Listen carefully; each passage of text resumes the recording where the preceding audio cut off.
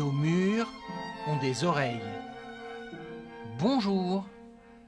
Dans ce nouveau numéro de Nos murs ont des oreilles, le podcast du Conservatoire municipal de Vincennes, nous allons parler de l'Inouï de Vincennes, hommage à Poulenc, un Inouï qui aura lieu le vendredi 12 mai à 20h à l'auditorium Jean-Pierre Miquel.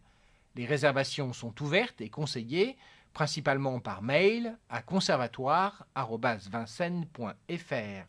L'entrée est à 5 €, gratuite pour les élèves du conservatoire.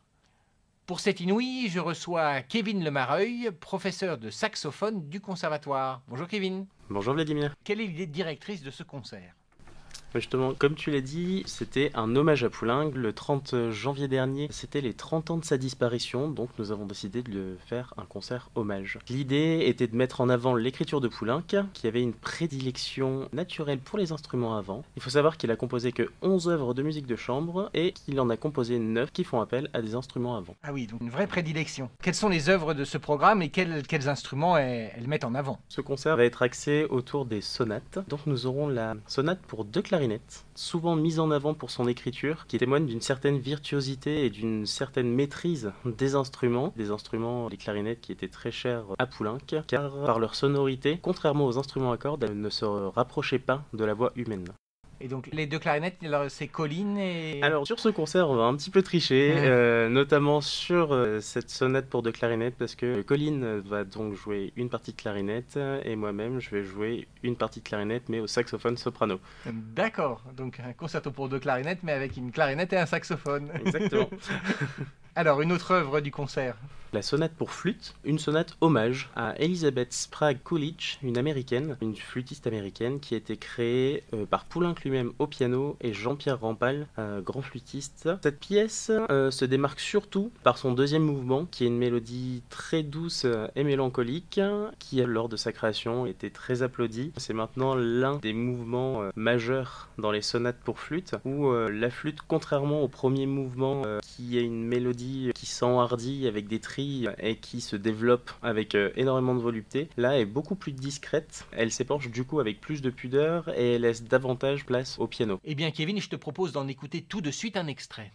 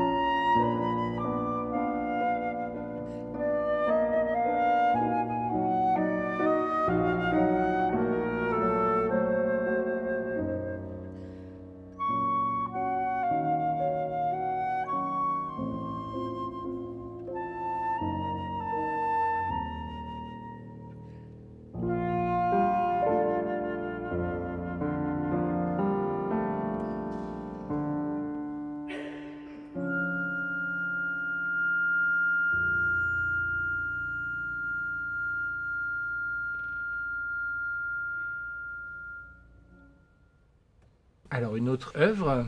Une œuvre majeure dans les compositions de Poulenc et qui a aussi été un axe de travail dans ce concert inouï, ça va être le sextuor. Donc du coup le sextuor pour piano, flûte, hautbois, clarinette, cor et normalement basson. Mais du coup là aussi le basson qui sera joué au saxophone baryton.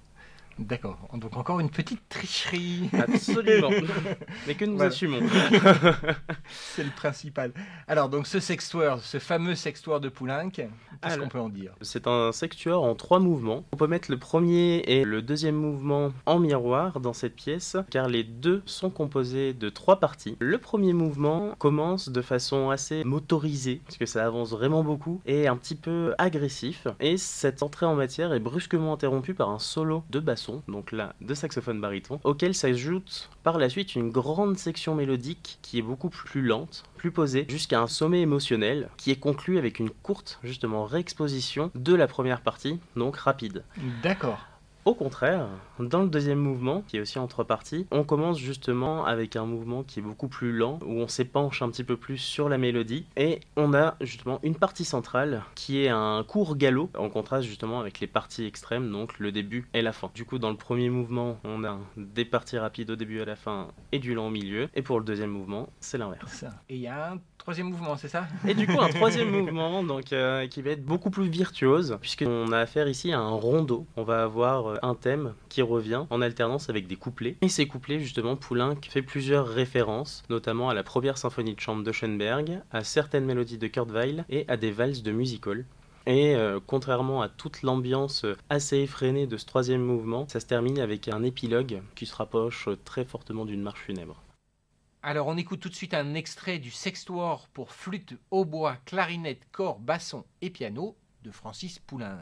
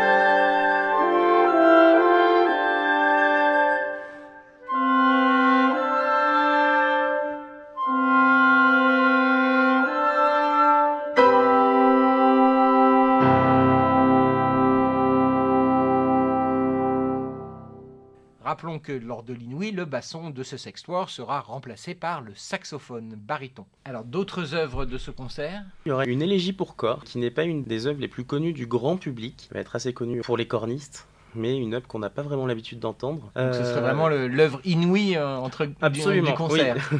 Une œuvre que Poulenc a composée après avoir appris la mort d'un de ses amis cornistes, Dennis Brain, disparu à l'été 57. Du coup, il a pris 4 mois pour composer cette œuvre, dédiée à la mémoire de ce dernier. Donc c'est une œuvre en un seul mouvement, contrairement à toutes les sonates qu'on aura pu entendre avant et le sextuor qui seront en 3 mouvements. C'est une œuvre qui renferme justement un sentiment tragique, mais en même temps assez calme, et qui est définie comme une pièce grave et poignante, presque angoissée. D'accord. Bon, on est quand même sur une ambiance assez lourde là, entre la fin du sextoire qui est une marche funèbre et cette œuvre-là, mais c'est quand même un concert gai, rassurez-nous. C'est quand même un concert gai où il y a plein de mouvements rapides et puis plein de thèmes joyeux, donc non, il ne faut pas se focaliser que là-dessus. D'accord. Eh bien, écoutons tout de suite un petit extrait.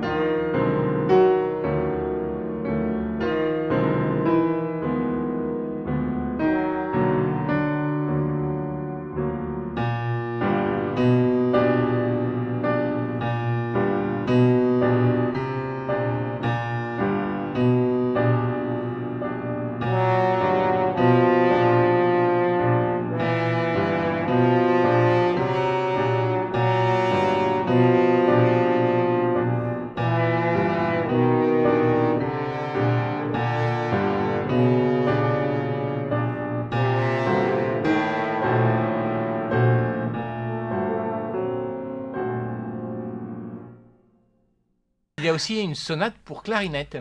Oui, du coup une sonate pour clarinette qui fait partie, avec la sonate pour hautbois, des dernières œuvres de Francis Poulenc. Cette sonate est particulière puisqu'elle a été composée et dédiée à la mémoire d'Arthur Honegger et elle a été créée à titre posthume puisque juste avant sa création, Poulenc est décédé brutalement d'une crise cardiaque. C'est une œuvre qui a été créée par Benny Goldman et Leonard Bernstein.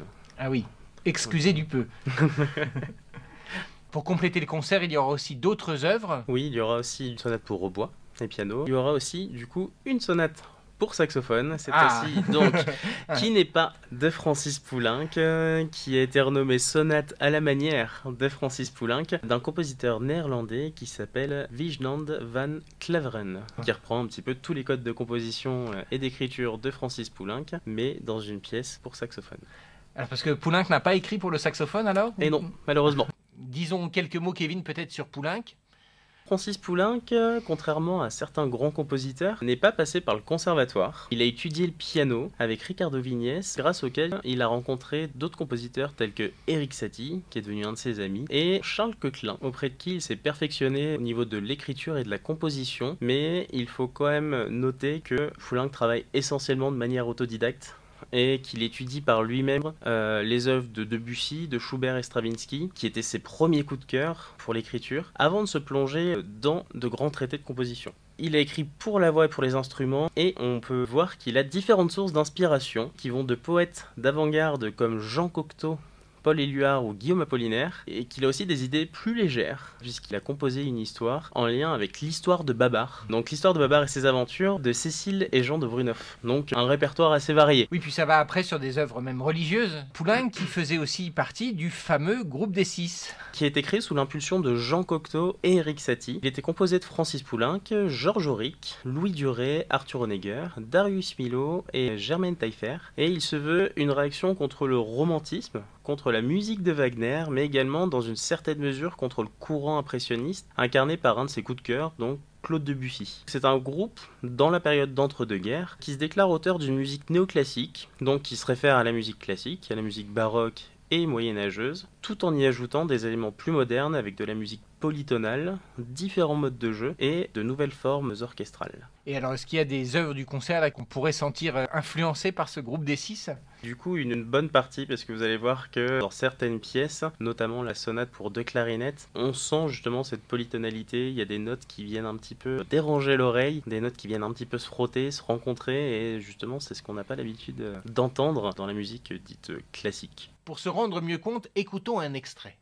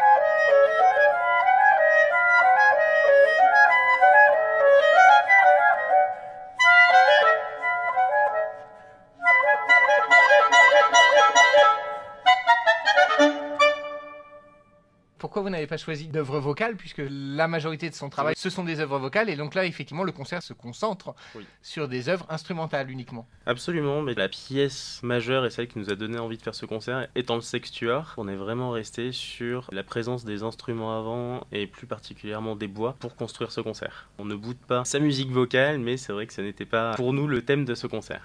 Voilà, et donc tu disais tout à l'heure 11 œuvres de musique de chambre, et donc 6 seront jouées pendant ce concert. Donc voilà, une bonne partie des œuvres instrumentales de Poulenc. Quelle serait l'œuvre majeure de ce concert? C'est le sextuor? C'est vraiment là le sextuor qui serait l'œuvre majeure, étant donné qu'il regroupera tous les instruments que vous aurez eu l'occasion d'entendre juste avant en sonate, puisque c'est cette pièce-là qui va éclore le concert. Quels sont les artistes et professeurs, pour la plupart, qui participent à ce concert? Yana Konopaskova à la flûte, Colin Raymond à la clarinette, Sanae Suzuki au cor, Claire Krupka au piano, Geoffrey Lavergne au hautbois et moi-même, Kevin Lemareuil, au saxophone pour remplacer la clarinette et le basson. Et quand même au saxophone, donc, dans cette sonate à la manière de Poulenc. Eh ben, dis donc, là-dedans, on retrouve une partie de l'équipe des Fantastiques. Alors j'en profite peut-être pour dire que le dernier spectacle des Fantastiques qui a été proposé lors de la semaine de la petite enfance et qui réunissait donc les 4 Fantastiques, Pierre Bluteau et des artistes de cirque, est disponible sur YouTube. Vous cliquez à côté de ce podcast et donc vous allez avoir la captation du dernier spectacle des Fantastiques que vous allez pouvoir retrouver. Eh bien, merci beaucoup Kevin, et donc on se retrouve le vendredi 12 mai à 20h pour l'Inouï de Vincennes, hommage à Poulenc. Voilà, on se retrouve très bientôt pour un prochain numéro de Nos murs ont des oreilles, dans lequel je recevrai Colin Raymond et Lola Naillet pour l'Inouï de Vincennes. Alors on danse. Au revoir et à bientôt.